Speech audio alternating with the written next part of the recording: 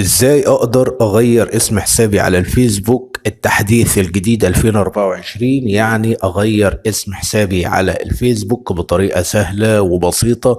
بلاش الطرق المعقدة اللي انتوا بتتفرجوا على فيديوهات بتلاقي الحوار صعب جدا، ولكن في الفيديو ده هعلمك بطريقة سهلة ازاي تغير اسم حسابك على الفيسبوك التحديث الجديد. طبعا حضرتك لو مش متابعني ادخل تابعني دلوقتي واعمل اشتراك في القناة وفعل زر الجرس على الكل، ولو في اي مشكلة واجهتك هتكتب لي بس كومنت اسفل الفيديو وانا برد على كل الكومنتات، فما تقلقش خالص.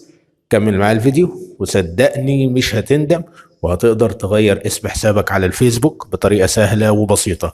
ولكن ملحوظة يا شباب، تغيير الاسم بيتغير كل 60 يوم، يعني ليه كل 60 يوم مرة واحدة. يعني أنا لو غيرت اسم حسابي على الفيسبوك دلوقتي مش هقدر أغير اسم حسابي إلا بعد 60 يوم. أكرر كلامي تاني، لو أنا غيرت اسم حسابي دلوقتي على الفيسبوك مش هعرف أغيره إلا بعد ما يعدي 60 يوم. ليا كل 60 يوم اللي أنا أقدر أغير اسمي مرة واحدة.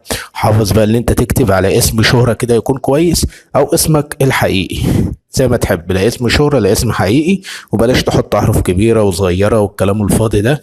تمام، عشان ما يطلبش منك اثبات هوية ويقعد الحساب يقف والكلام ده كله يعني. فركز وخلي بالك. وطبعا زي ما قلت لك كده سيب لي كومنت اسفل الفيديو لو في اي مشكلة، او تواصل معايا على جروب التليجرام على طول. يلا نبدأ الشرح، يلا بينا. كل اللي عليك حضرتك هتيجي عند الصورة الشخصية بتاع الحساب الفيسبوك بتاعك. انا الصورة الشخصية اللي عليها ايقونة اليوتيوب ديت، يعني الصورة الشخصية وفيها الثلاث شرط، هضغط عليها بالشكل ده كده. بعد كده هطلع لفوق، اختار حاجة اسمها الاعدادات والخصوصية، هضغط عليها. بعد كده هبدأ اختار الاعدادات، هضغط عليها. بعد كده هجيب اطلاع على المزيد من مركز الحسابات، هضغط عليها. بعد كده هضغط على الملفات الشخصية.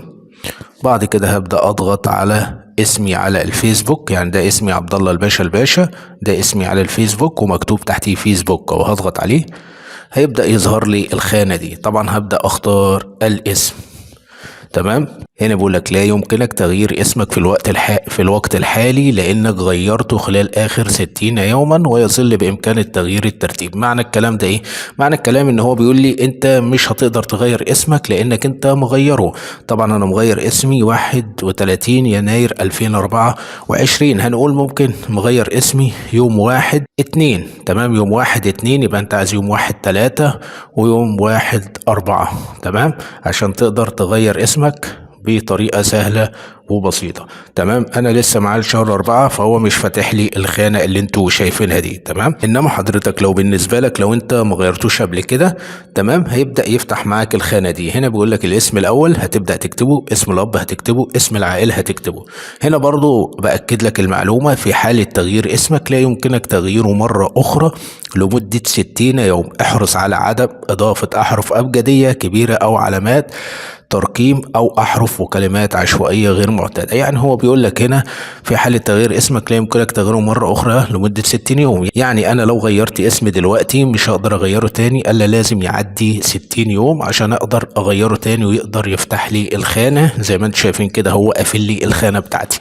تمام، طيب معنى كلمه بقى ويظل بامكان تغيير الترتيب، لو انا عايز اغير الترتيب بدل عبد الله الباشا هضغط على تغيير الترتيب، وهبدأ أغير عبد الله الباشا ولا خليه عبد الله الباشا ولا الباشا عبد الله. فأنت تقدر تغير الترتيب عادي وطول حفظ التغييرات، ولكن أنا بالنسبة لي هعمل إلغاء. لاحظ بقى يا شباب، حاول على قد ما تقدر تخلي اسمك حقيقي أو اسم شهرة. تمام، وبلاش اللي هو قالها لك. احرص على عدم إضافة أحرف أبجدية أو كبيرة أو علامات ترقيم أو أحرف أو كلمات عشوائية غير معتادة. فركز وخلي بالك عشان ما يطلبش منك إثبات الهوية. أتمنى أكون أفدتكم. لو عجبك الشرح لا تنسى الاشتراك في القناة وتفعل زر الجرس على الكل، وأشوفكم في فيديو جديد. سلام عليكم.